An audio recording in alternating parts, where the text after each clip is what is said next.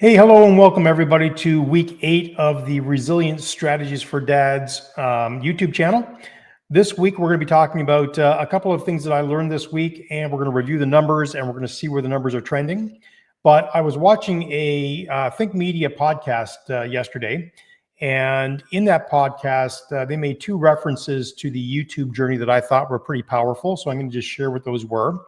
The first tip was, when you start a new YouTube channel and you find your niche, be prepared to talk ad nauseum about that niche for free for a year, because typically that's what's going to happen in most YouTube journeys. Not that I'm anticipating not being monetized before the year's out, but in most cases, in many cases, it does take that time. So you need to be in the mindset where you're prepared to keep talking and sharing different perspective and different stories about your niche area, so that you can keep adding value to your videos for the day you get discovered. Now that leads me to point 2. She gave a great analogy of YouTube being like this raging river, where your prospect, your target customer, or your target viewer is on one side of the river and you're on the other. So if I think of the Niagara River, because I'm very close to the Niagara River on the Canadian side, on one side, you've got Canada. The other side, you've got the United States. In between, you've got this raging river with a massive current. And that massive current is YouTube. That is every other YouTube channel, every other content creator trying to swoop up your viewer and suck them downstream into their channel. You can see them. You know they're there, but you just can't reach them yet. And it's the power of yet. It's that growth mindset that you have to have when you're a YouTube creator. That's what's going to carry you through from obscurity into putting in the time and the effort, talking ad nauseum in a way that is structured, that is recognizable, so that when people do discover your channel, they're going to find a lot of value there, and they're going to start binging on that value. So you've got to find your voice. You've got to find the style that works for you and the content creation that is going to resonate with your audience. I know who my target customer is. You know, their dads are my target audience. They're dads between the ages of 25 and 55 years old in North America. And that's my perspective. That's what I'm currently going through. I've gone through those struggles. I'm currently going through a new set of struggles at 58 years old, and what that looks like. And maybe my target audience will expand as I grow and get older. But right now, I really think my sweet spot are those dads. And so that's what I'm focusing my channel on. Now let's just jump into the analytics real quickly, because I personally think that this is really good stuff. Let me just jump in here so you can see. Now, if I look at the analytics, again, week over week, we're growing. If I look at, in week 1, we had 4,700 views. We've now got almost 40,000 views. In week 1, I had 67 hours of watch time. I've got 531 hours of watch time right now, which is, we're making progress. Subscribers, I started with 36. I've got 177 now.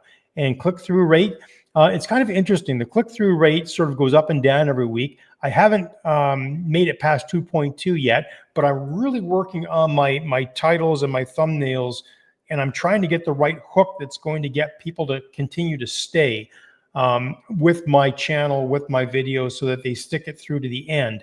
And I'm learning things about my structure. Some content creators who give advice say you should have, a format with 7 steps. Some say you should have a format with 6 steps. One interesting point that I took away from the podcast I watched yesterday was that you shouldn't do a recap. If you're going to do, 3 to 5 supporting facts that support one idea that you're trying to share, when you get to the recap, if you go through that recap and you're a little bit long-winded like I can be sometimes, people are going to drop off and they're not going to get to your call to action. So I'm going to try, as I go through the rest of my 10 days of my 30-day self-motivation challenge, I'm going to take the recap out, and I'm going to see if that does indeed help drive viewers to click on the subscribe button, because I really only have one call to action, and that's at the end. The other thing that she mentioned that I do is not in the hook in the beginning, but just after the hook, introduce yourself to your channel, or introduce yourself to the new viewers to your channel, because there will be new viewers there and they want to know what this channel is about. So, we're adding a few little nuances, making a few little adjustments to see if that can increase engagement. So let's jump into my 30-day challenge right now. And let's see if you guys can see that. Come on in. Yep, you should be able to see that. I can see that. So really interesting right now. I've got metrics. What I'm doing is I'm basically taking the metrics after 7 days.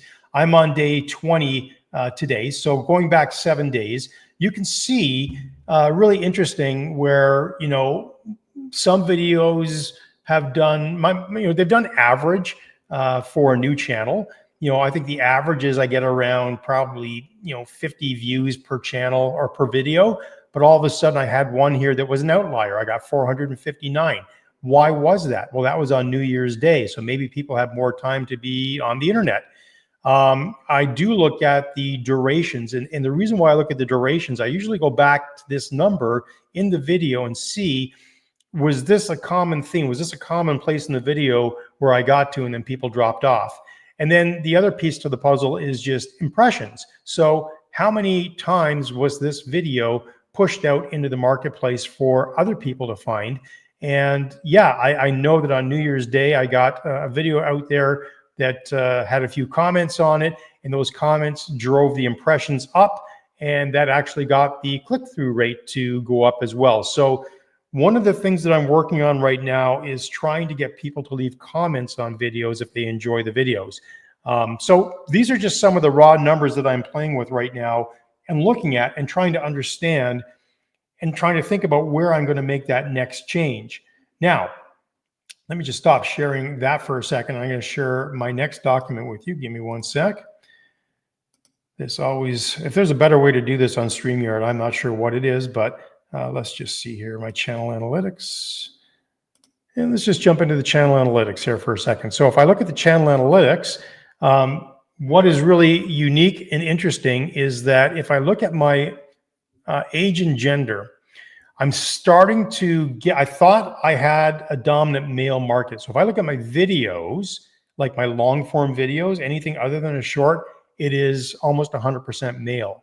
But when I look at my shorts, I've got a 50-50 split.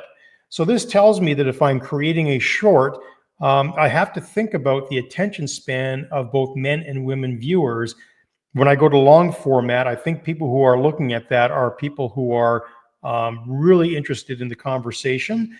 And I'm trying to find more viewers who are interested in the conversation, not necessarily to be entertained. And that's what a short does. Now, that being said, I did just put out a short today, and I'm excited to see how it plays out next week.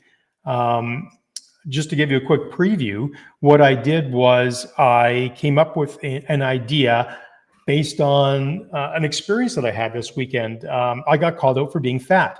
And when I say that, yeah, I've got about 20 pounds of visceral fat around my belly. And I know it's there. I've been hiding it really well. I've been eating like I've been training, for an Ironman, and I'm not training. I'm only training an hour a day, not 2 or 3 hours a day. So my calorie count, my burn is down, but my consumption is up. That's added to, pound after pound of visceral fat over a couple of years. So what I'm doing right now is I've initiated a challenge that hopefully is going to resonate with my audience. So I want my audience to know I'm trying to inspire and motivate dads to reach their goals and find health and happiness in their life. And in doing that, I've been following another YouTuber who just documented her Ironman journey, her first Ironman journey, and then her world championship. She actually got her ticket punched to go to the world championships in Nice. So we got to watch two specific journeys of this young woman who, a YouTuber who has 100,000 subscribers, who, just basically had these talking head, not so much a talking head. There was a little bit of training mixed in as well. Sure, her partner videotapes a lot of her training and running and swimming and biking. So she's got the assistance of maybe a videographer following her around, which makes it a little bit more interesting. But there's also a lot there with her just talking to the camera, kind of like I'm talking right now. And as I was watching her journey and her story and just trying to kind of take away from that, why was that interesting? Why did people resonate with that journey? I think the Ironman is really foreign to a lot of people. I think it's really intimidating to a lot of people, and there's a lot of really raw emotions. And as she was sharing her raw emotions, I know it wasn't faked. On race day, when she was toeing the start line and she was crying, I've been there. I've done that, and I wished I had a camera that captured that. And maybe in my next Ironman, I'll feel the same way and I'll have that captured on film. But I'm not there to sort of hijack the audience with emotion. But it's good to share emotion. But what I want to do is, I thought to myself, wouldn't it be fun in my journey to lose 10 pounds of visceral fat over the next 5 months? I thought to myself, well, what if I made this a challenge and I invited other dads who also want to lose maybe 10, 20 pounds of visceral fat, that's belly fat, if I took them along this journey with me. So I thought, okay, if I'm going to inspire a bunch of people and document this, well, I want something in return. I want you to subscribe so that you can follow along with my journey. So I put out this audacious short that's about 1 minute and 40 seconds long, and it followed a couple of rules. The first rule is, I want people to be able to stop without hearing anything. If their sound is turned off, I want the hook to be strong enough that it captures their imagination and curiosity that they want to watch further. So what I did was I created a video short that has a headline that says, this is about inspiration for your father. I'm going to do my next race. You decide what that race is going to be. Is it going to be a lose 10-pound challenge? Is it going to be a half Ironman, or is it going to be a full Ironman? And the way that's determined over the next 2 weeks is by the number of subscribers who subscribe.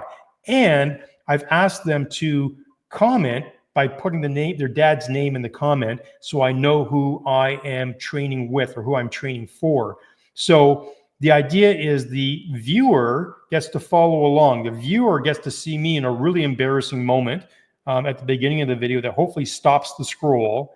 Then they get to listen to me talk for about 1 minute and 30 seconds about the challenge. And then they get to decide, do I want to subscribe? Do I care? Do I want to, if I do subscribe, I want to find out, is Dave going to do a half Ironman, or is Dave going to do a full Ironman? This is one of the ways I'm going to try to get monetized in the next 2 weeks, is to have that outlier video that is driven through YouTube Shorts, but it's not the same YouTube short where I was putting myself and my daughter's dog Ralph in a video and people just follow the video because they like dogs. It is an opportunity to speak to my target audience, which are dads, or in this case, maybe even the spouses of a dad or the kids of a dad, and think, hey, this is something that my dad might be interested in. This might be something my dad might be interested in following along. And then so what I'll do is I'll start posting a weekly video after my 30-day challenge is done for self-motivation, because that will be done before the end of the month. I've got till the end of the month to see how many subscriptions come in, and then I get to decide which race am I signing up for. I'll sign up for that race, and then I'll put together a weekly update, if you will, as a storytelling vlog about my journey of trying to lose 10 pounds, what that looks like, so that other dads can follow along and ask questions. But also mixed in with that, I'm going to do what makes my heart sing, which is I'm going to do a triathlon. And that will be sort of my payday at the end of 5 months or at the end of 8 months, depending on whether I'm doing a half or a full Ironman. So this is kind of my thought process. I've created a hypothesis, or I've created a problem statement. The problem is I'd like to grow faster. I'm trying to figure out what a viral outlier video can be for me that speaks to my target audience, that can be a little bit entertaining, but also send a clear message as to who my audience is. And if it resonates with them, hopefully they'll give me a subscription. If it doesn't, hey, swing and a miss. But I'm trying different things based on what I'm hearing to try to resonate with the people in shorts, to get them to subscribe, and then come over to the longs to see what it's really all about. So it's an exciting week. I actually probably didn't sleep last night. I was so excited about putting this video together this morning. I was up at 5 o'clock in the morning. I put the video together, launched it at noon today. And that's the other thing the analytics are telling me right now, is now that we're back to work, I don't think I have it on this slide. Maybe I do. Hold on. There we go. Let me just share my screen again. I Actually, let's see what this one does. There we go. I'm going to go down here. This slide right here, what this tells me is when my viewers are most often on YouTube. And it looks to me like it's the lunch hour, right? This is, if this is Greater Mountain Time, which is Toronto time, or New York time, East Coast time, this is telling me that predominantly these heavy purple lines are around lunchtime. So this is where the heaviest traffic is. And I've been posting a lot of my videos at 6 p.m. because for whatever reason, when I go to vidIQ, it tells me that my audience is online between 6 and 8 p.m. in the evening. But I'm telling you, I'm seeing a lot of purple here over the lunch hour. And I know from my wife's viewing habits, she watches over her lunch. So I'm thinking that I'm going to start posting my videos at 12 o'clock and see if that helps as well, or noon. The other thing that was really interesting was, you know, I have my YouTube account and my wife has her YouTube account, and I go back and forth and I look at the shorts that the AI is giving me in my YouTube feed, and I look at the shorts that they're giving my wife in her YouTube feed. And the reason why I do that is I want different perspectives. One thing that I did learn, and if you're creating a channel for yourself and you're creating a YouTube short, one thing that I didn't realize was when I was looking at my videos, I was asking myself, why don't I see a subscribe button at the bottom of this short? All the other shorts have a subscribe button. What am I missing? What have I done wrong? And after doing about 15 minutes of homework, I realized that somebody finally said, and you won't see a subscribe button on your shorts because it's your channel. So I immediately took my wife's phone, I picked it up and I looked and went, oh yeah, there it is. It's there automatically. So if you're creating shorts, there is a subscribe button at the bottom automatically there. It only goes away when you subscribe to the channel, or or if you're the creator of that content. So that might be just a little piece of information that might be helpful, might save you a little bit of time the next time you are going to create a short and wondering how the heck you get the subscribe button there. So that's the updates for week 8. I'm still excited to see the numbers going up. Are they going up as fast as we would like? No, they are not.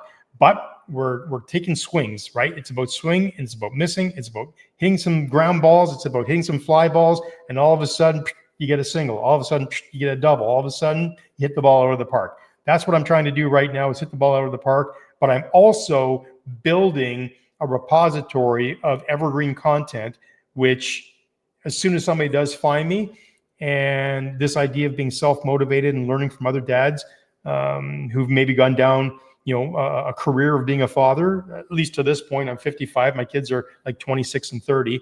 I've got a lot of experience and a lot of stories to share. And, I know they're out there. I know those guys are out there. I just got to find them, and I got to be patient, and I've got to find the right way to connect with them so they can discover who I am. And I wish I could give a shout out right now. Actually, I don't think I know how to do this. Bear with me one sec. I may have to splice this. Let me find one comment that I want to share with you that I got this week that I thought was pretty cool. Okay, I just found it, and I just want to drop in. And I want to make a couple of notes here. Super excited by 3 comments here, and this tells me that I'm hitting the nail on the head. These people exist. They're out there. I love from Reformed at Attempt-1. I love when YouTube recommends me a hidden gem like this. Ironman seems like a very respectable challenge for me, right? That's the viewer going, I've just inspired him to maybe consider doing an Ironman. I love that. I replied to that one. The next one from Tristan Lorenzik 3217. Awesome video, man. Again, they related to my story. And then this last one, this is me. Like, it's not me, but this is how I behave on YouTube, or at least how I did. It says, I don't usually comment. This is from Pensafaris 2831, 4 days ago. I don't usually comment on YouTube videos, but mate, just wanted to slap you on the back and say congrats. That's a bloody wholesome story, and I love the mission you've set for yourself, or you set yourself on. Well done, and keep up the good work. So, again, congratulations, and thank you for sharing. Brilliant. God bless. I've got 4 awesome comments here that this tells me right here that I'm doing the right thing. I just have to find more of these people and keep giving them good content. And if I keep doing that, we'll be well on the way to our subscription numbers. So with that, I was using natural light here today, and it's starting to get dark, and it's getting dark, as you can see in my studio. So I'm going to sign off. We'll see you next week. Hopefully we'll have some really good news to share about our new YouTube short, and see if that drives subscriptions. So that'll be a fun one to check into. So thanks again for watching, and we will check in with you again next week. Bye for now.